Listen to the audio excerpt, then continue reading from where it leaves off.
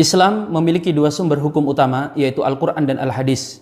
Kedudukan hadis atau sunnah itu sangat vital dalam syariat agama ini.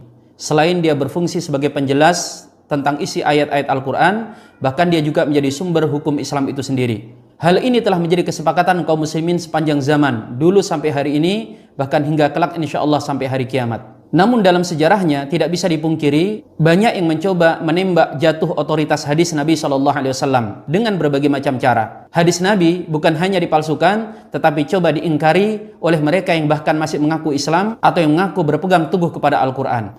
Jika pemalsu hadis ingin menyesatkan umat Islam dengan memalsukan hadis-hadis Nabi SAW, sedangkan kelompok yang kedua yaitu anti hadis, mereka menolak secara keseluruhan hadis sebagai sumber rujukan hukum dalam Islam. Mereka inilah yang kemudian dikenal sebagai kelompok inkarul hadis atau inkarus sunnah atau munkirus sunnah.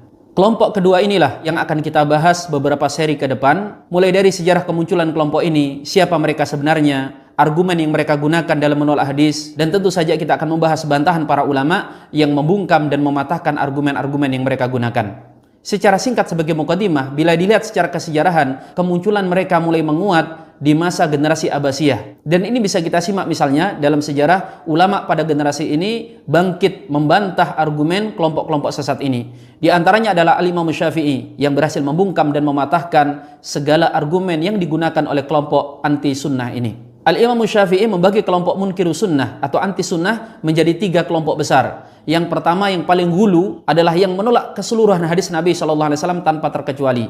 Kategori kelompok inkarus sunnah yang kedua adalah mereka yang hanya menolak hadis-hadis Nabi SAW yang dianggap bertentangan dengan Al-Quranul Karim. Dan yang ketiga adalah mereka yang menerima hadis-hadis Nabi SAW dengan derajat mutawatir saja. Apabila riwayat itu ahad meskipun sahih akan mereka tolak. Dan di era kita hari ini kelihatannya munkirus sunnah atau kelompok yang menolak hadis Nabi SAW ini sudah mulai bergentayangan dengan segala bentuk kamuflasenya.